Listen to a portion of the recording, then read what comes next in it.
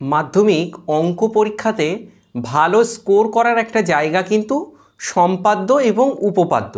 অর্থাৎ সম্পাদ্য এবং উপপাদ্য যদি তুমি সঠিকভাবে করে আসতে পারো তাহলে কিন্তু তুমি ওখানে জেনুইন 10টা নাম্বার পেয়ে যাবে। এবার প্রশ্ন হলো এবছরের জন্য কোন সম্পাদ্যগুলো গুরুত্বপূর্ণ এবং কোন উপপাদ্যগুলো গুরুত্বপূর্ণ সেগুলোই আজকের ভিডিওতে তোমাদেরকে আমি চিনিয়ে দেব। সেই জন্য গোটা ভিডিওটি প্রথম থেকে শেষ পর্যন্ত দেখো। ভালো লাগলে প্লিজ একটা লাইক করে দাও এবং চ্যানেলে প্রথম হয়ে থাকলে চ্যানেলটিকে সাবস্ক্রাইব করে রাখো, কারণ ইন ফিউচার তোমাদের জন্য life science, physical science, math, geography, story প্রভৃতি সাবজেক্টের লাস্ট মিনিট সাজেশান, সাবজেক্ট এক্সপার্টদের টিপস সমস্ত কিছুই আমাদের এই চ্যানেলে আসতে চলেছে। এবারে বলি, তোমরা অনেকেই ভয় করো যে অঙ্ক পরীক্ষায় কিভাবে পাশ করবে। অনেকেই আমাকে মেসেজ করেছো যে অঙ্ক পরীক্ষায় পাশ করার কিছু টিপস বলে দিন।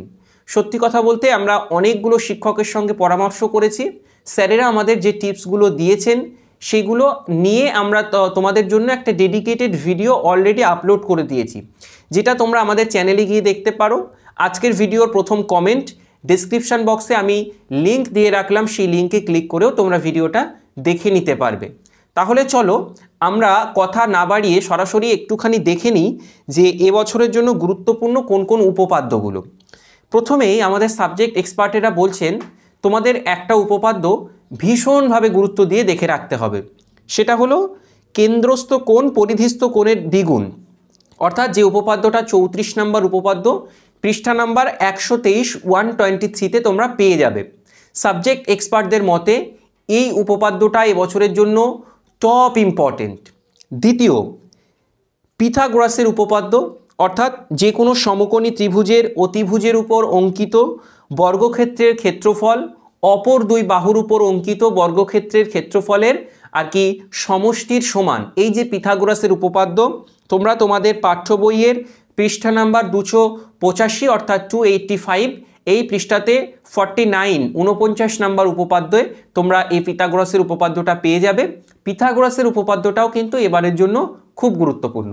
কিন্তু এখানে আমাদের সবার একটা অভিযোগ রয়েছে, প্রতি বছরই পিথাগোরাসের উপপাদ্যটা কিন্তু গুরুত্বপূর্ণ থাকে, কিন্তু প্রশ্নপত্রে আমরা কোথাও না কোথাও দেখি পিথাগোরাসের উপপাদ্যটাকে বাদ রেখেই অন্য যে কোনো দুটো উপপাদ্য দিয়ে দেওয়া হয়েছে। কিন্তু প্রতি বছর আমাদের পছন্দের তালিকাতে এই ফার্স্ট প্রেফারেন্সে কিন্তু পিথাগোরাসের উপপাদ্যটা রাখতেই হয়। সেক্ষেত্রে তোমাকে কিন্তু ছাড়া চলবে না। পিথাগোরাসের উপপাদ্য হয়তো কোনো বছর দেয়নি, এবছর দিয়ে দেবে, তাহলে তোমাকে কিন্তু পিথাগোরাসের উপপাদ্য করে যেতেই হবে। আমাদের থার্ড প্রেফারেন্স মানে তৃতীয় যে গুরুত্বপূর্ণ উপপাদ্যের কথা আমরা আর কি সাবজেক্ট এক্সপার্টদের থেকে পেয়েছি সেটা হলো বৃত্তস্থ চতুর্ভুজের কোণগুলি পরস্পর সম্পূরক। পৃষ্ঠা নাম্বার 164তে রয়েছে 38 নাম্বার উপপাদ্য। এই উপপাদ্যটাও কিন্তু এবছরের জন্য যথেষ্ট গুরুত্বপূর্ণ। প্রথম যে তিনটে উপপাদ্যের কথা বললাম, অর্থাৎ কেন্দ্রস্থ কোণ পরিধিস্থ কোণের দ্বিগুণ 123 পৃষ্ঠার 34 নাম্বার উপপাদ্য, পিথাগোরাসের উপপাদ্য 285 পৃষ্ঠার 49 নম্বর উপপাদ্য এবং 164 পেজের 38 নম্বর উপপাদ্য বৃত্তস্থ চতুর্ভুজের কোণগুলি পরস্পর সম্পূরক। এই তিনটি উপপাদ্য এবছরের জন্য টপ ইম্পর্টেন্ট। বলা বাহুল্য এই তিনটে প্র্যাকটিস করে গেলে আশা করা যায় এখান থেকে একটা তুমি কমন পাবেই পাবে। এবার অনেকেই এখানে বলবে যে আমি এত রিস্ক নিতে চাই না, আমি চাইছি আরও 2-3টি একটু অতিরিক্ত প্র্যাকটিস করে যেতে। তোমাদের জন্য আমাদের সাবজেক্ট এক্সপার্টেরা আরও বেশ কতগুলি উপপাদ্য বেছে দিয়েছেন। তার মধ্যে প্রথমত রয়েছে 255 পৃষ্ঠাতে আর কি 48 বা 48 নম্বর উপপাদ্য, তারপর 32 এবং 33 নম্বর উপপাদ্য যেটা তোমাদের পৃষ্ঠা নাম্বার 59 এবং 60। এই যে তিনটে উপপাদ্যর কথা বললাম, এই তিনটে তোমরা একটু অতিরিক্ত হিসাবে দেখে যেতে পারো। এবার আসছি সম্পাদ্যর বিষয়ে। তোমরা প্রত্যেকেই জানো সম্পাদ্য প্রতি বছর অন্তর্বৃত্ত এবং পরিবৃত্তের মধ্যে যে কোনো একটা থাকেই থাকে। গত বছর যেহেতু পরিবৃত্ত চলে এসেছে তাই এবছরের জন্য অন্তর্বৃত্ত কিন্তু খুবই গুরুত্বপূর্ণ। বলা ভালো অন্তর্বৃত্ত আসবেই আসবে। এবার অন্তর্বৃত্ত কিভাবে আঁকতে হয় তোমরা যারা এতদিন শিখেছো খুব ভালো, তোমরা একটু প্র্যাকটিস করে নাও। কিন্তু যারা শেখোনি তোমাদের জন্য আমরা একটা ভিডিও বানাবো এরকম একটা পরিকল্পনা নিয়েছি। তোমরা যদি মনে করো যে ভিডিওটা তোমাদের প্রয়োজন তাহলে কমেন্টে একটুখানি লিখে জানাও যে দাদা অন্তর্বৃত্ত আঁকার ভিডিওটা পোস্ট করুন, তাহলে আমরা তোমাদের জন্য অন্তর্বৃত্ত সহজে কিভাবে আঁকতে হয় এই নিয়ে একটা ডেডিকেটেড ভিডিও বানিয়ে দেওয়ার চেষ্টা করব। তাহলে তোমরা অন্তর্বৃত্ত মানে সম্পাদ্য থেকে অন্তর্বৃত্ত এবং মধ্য সমানুপাতে নির্ণয় এই দুটো যদি করে যাও এখান থেকে একটা না একটা তুমি কিন্তু কমন পাবেই পাবে। তাহলে উপপাদ্য যেগুলোর কথা বললাম, সম্পাদ্য যেগুলোর কথা বললাম, মধ্য সমানুপাতি এবং অন্তর্ভুক্ত, এই দুটো করলে কমন পাবে।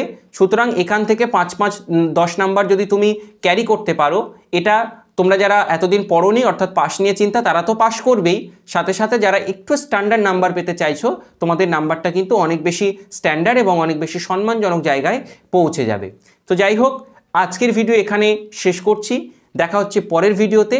এরকম ভিডিও পাওয়ার জন্য চ্যানেলটিকে সাবস্ক্রাইব করে রাখতে একেবারেই ভুলো না। আর ভিডিওটা যারা শেষ পর্যন্ত দেখেছো তারা অবশ্যই ভিডিওতে একটা লাইক করে দাও। অনেক অনেক শুভকামনা রইল। মন দিয়ে পড়াশুনো করো। আর শুধুমাত্র অঙ্ক প্র্যাকটিস করলে চলবে না, ফিজিক্যাল সায়েন্স, বায়োলজিক্যাল সায়েন্স অর্থাৎ জীবনবিজ্ঞান, ভৌতবিজ্ঞানগুলোর দিকেও কিন্তু একটু নজর রেখো।